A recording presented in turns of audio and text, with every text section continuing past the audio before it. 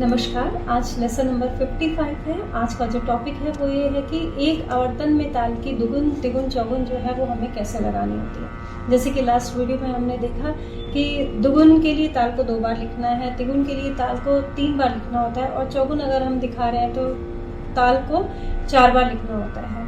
लेकिन अगर हम एक आवर्तन में ताल की दुगुन तिगुन चौगुन दिखा रहे हैं तो फिर ताल एक ही बार लिखी जाती है। एक आवर्तन में इस ताल का एक ही साइकिल होता है, पहली मात्रा से आखिरी मात्रा तक। इसे एक आवर्तन कहते हैं। इस एक आवर्तन में अगर हम ताल की दुगुन दिखा रहे हैं, तिगुन दिखा रहे हैं या चौगुन दिखा रहे हैं तो ताल को सिर्फ एक ही बार लिखा जाता है। तो लास्ट वीडियो में जैसे हमने एग्जाम्पल 3 ताल का लिया था, आज भी हम एक 3 ताल में ही इसको दिखा रहे हैं, क्योंकि 3 ताल एक बेसिक ताल है और स्टार्टिंग से ही सभी इस ताल को जानते हैं, इसमें समझना इजी होगा।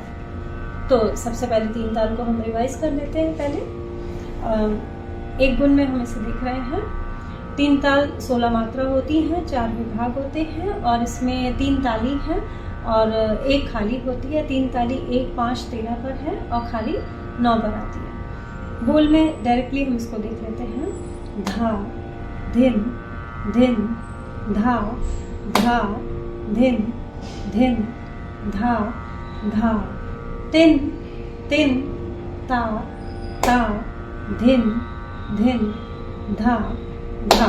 ये हो जाती है इसकी एक गुण की लय। ये इसका पूरा एक आवर्तन है ताल का। अब इसमें अगर हम दुगुन की लयकारी करते हैं तो उसे जो लिखने का तरीका है वो सबसे पहले हम देख लेते हैं। 3 ताल में दुगुन की लयकारी एक आवर्तन में लिखने के लिए सबसे पहले ताल को हम एक बार पूरा लिखते हैं। ये पूरी 16 मात्रा दिख रही हैं। अब ये दुगुन की लयकारी है तो उसमें एक में 2 बोल होने चाहिए। तो एक में 2 बोल हम लास्ट से मिलाना शुरू करते हैं। लास्ट से मिलाएंगे, फिर अब ये हमारे पास कितनी मात्राएं रह जाएंगी? 8 हो जाएंगी, क्योंकि एक में 2 हो गए हैं। अभी हमारे पास 8 मात्राएं और कम हैं और हमें चाहिए, क्योंकि 8 मात्रा और होंगी तो 3 ताल का साइकिल कंप्लीट होगा। 8 + 8 = 16 होता है। तो 8 मात्रास और कहाँ से आएंगी वो हम नंबर्स लिख देंगे स्टार्टिंग में। 1 to 8 मात्राएं अंकों में हम लिख देंगे। और ये स्टार्टिंग में क्यों लिख रहे हैं? क्योंकि लास्ट में तो ताल बोलने के बाद सम दिखाना होता है ना। तो ये जो एडजस्टमेंट है, जो हमें मात्राएं कम पड़ जाती हैं वो स्टार्टिंग में लिखी जाती हैं।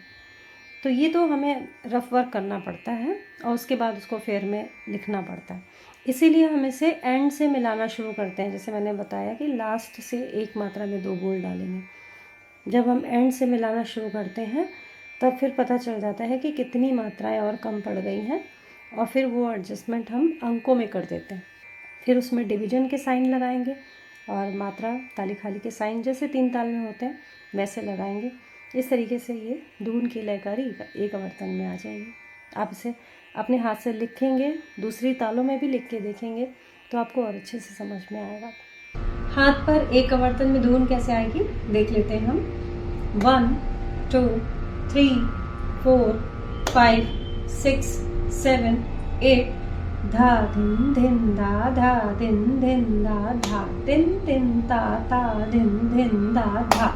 ये हो जाती है दुगुन की लयकारी एक आवर्तन में। तिगुन की लयकारी को एक आवर्तन में लिखने का तरीका देख लेते हैं। पहले तिगुन की लयकारी को एक आवर्तन में लिखने के लिए सेम वैसे ही ताल को एक ही बार लिखेंगे और लास्ट से एक मात्रा में 3 बोल डालेंगे। क्योंकि ये तिगुन की लयकारी है तो एक मात्रा में 3 बोल होने चाहिए। हम इसको लास्ट से 3-3 बोल जो है वो मिलाना शुरू करते हैं। जब हम मिलाते हैं तो 1 2 3 4 5 मात्राएं तो आप देखें कि इसमें हमारे पास सीधी सीधी आ गई हैं और फिर उसके बाद फिर एक धा जो है वो बचा था, तो उसको वो भी एक मात्रा कंप्लीट कैसे होगी? उसके लिए भी तो हमें 2 बोल और ताल के चाहिए। तो उसके लिए हमने उसमें 1 2 ऐड कर दिया, 1 2 और धा, और उसको मिला दिया। अब ये हो जाती हैं पूरी 6 मात्राएं। अब हमारे पास ये 6 मात्राएं हो गई हैं, लेकिन 3 ताल का साइकिल कंप्लीट करने के लिए अभी और कितनी मात्राएं कम हैं? अगर हमें तिगुन की लयकारी हम लिख रहे हैं तो 10 मात्राएं और कम है, क्योंकि 16 हमें चाहिए। तो 10 मात्राएं जो है वो अंकों में लिख दी गई हैं। 10 मात्राएं फिर स्टार्टिंग में अंकों में लिखी जाएंगी और फिर उसके बाद उस ताल का डिवीजन डालेंगे और मात्रा ताली खाली के साइन करेंगे, लगा देंगे। इस तरीके से तिगुन की लयकारी एक आवर्तन में लिखी जाएगी। हाथ पर तिगुन की लयकारी लगाने का तरीका देख लेते हैं। 1 2 3 4 5 6 7 8 9 10 1 2 धा धिन धिन धा धा धिन धिन धा धा तिन तिन ता ता धिन धिन धा धा। ये हो जाती है तिगुन की लयकारी एक आवर्तन में। अब चौगुन की लयकारी एक आवर्तन में लिखने का तरीका पहले हम देख लेते हैं। चौगुन की लयकारी एक आवर्तन में लिखने के लिए सबसे पहले ताल को हम एक बार लिखेंगे और लास्ट से एक एक मात्रा में ताल के 4-4 बोल जो हैं वो मिलाते जाएंगे। जब हम ये 4-4 बोल मिला देंगे तो आप देखें कि अभी हमारे पास 4 मात्राएं हैं। पहले जब हमने ताल लिखी तो ये 16 मात्रा थी। जब हमने एक में 4 बोल डाल दिए हैं तो अब ये 4 मात्राएं बस रह गई हैं। अब 3 ताल का साइकिल पूरा करने के लिए कितनी मात्राएं और कम है? 12 मात्रा। 12 और 4 मिला के 16 मात्रा होती हैं। तो 12 मात्राएं जो हैं वो अंकों में लिख दी गई हैं और उसके बाद उसमें विभाग और ताली खाली के साइन लगाएंगे। बस इस तरीके से चौगुन की लयकारी एक आवर्तन में आ जाएगी। चौगुन की लयकारी को हाथ पे लगाने का तरीका देख लेते हैं। 1 2 3 4 5 6 7 8 9 10 11 12 धा दिन दिन धा धा दिन दिन धा धा दिन दिन धा धा दिन दिन धा धा।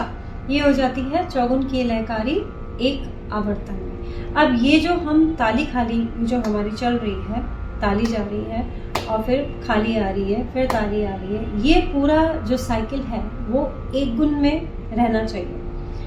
ये पूरा एक गुण स्टार्टिंग टू एंड, मतलब एक गुण से लेके जब ये चौगुन तक जाएगा, ये साइकिल पूरा एक जैसा रहना चाहिए। इसमें कोई मतलब स्पीड जो है वो कम या ज़्यादा जो है वो नहीं होनी चाहिए, क्योंकि हाथ पर ताल जो है वो एक गुण में ही चल रही है और हम जो बोल रहे हैं वो हम लयकारी दिखा रहे हैं। तो ताली खाली जो है, जो उसकी स्पीड है वो सेम रहनी चाहिए।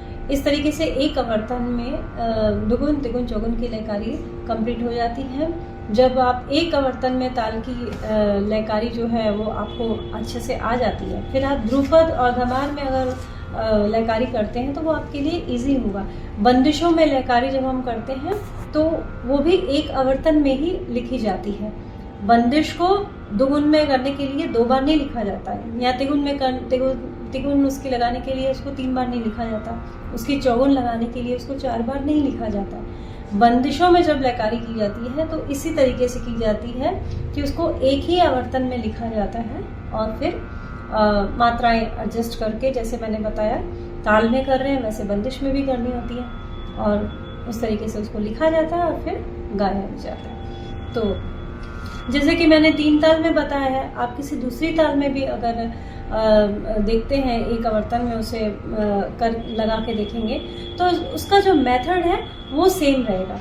बस डिफरेंस इतना आएगा कि ताल की जो मात्राएं हैं वो अलग हैं, तो उसका जो एडजस्टमेंट हो रहा है वो थोड़ा सा अलग हो जाएगा। लेकिन जो उसकी कैलकुलेशन है जो हमने निकाली है कि दुगुन एक आवर्तन में कैसे आएगी, तिगुन कैसे आएगी, चौगुन कैसे आएगी, ये जो है वो मेथड जो है कैलकुलेशन निकालने का वो सेम रहेगा। आप किसी भी ताल में लगा के देख लें। आप इसे और अच्छे से समझने के लिए आपको जितनी तालें आती हैं, जो भी ताल आप जानते हैं, उन सब तालों को आप लेसन नंबर 54 के अकॉर्डिंग और 55 के अकॉर्डिंग उनको प्रैक्टिस ज़रूर करें।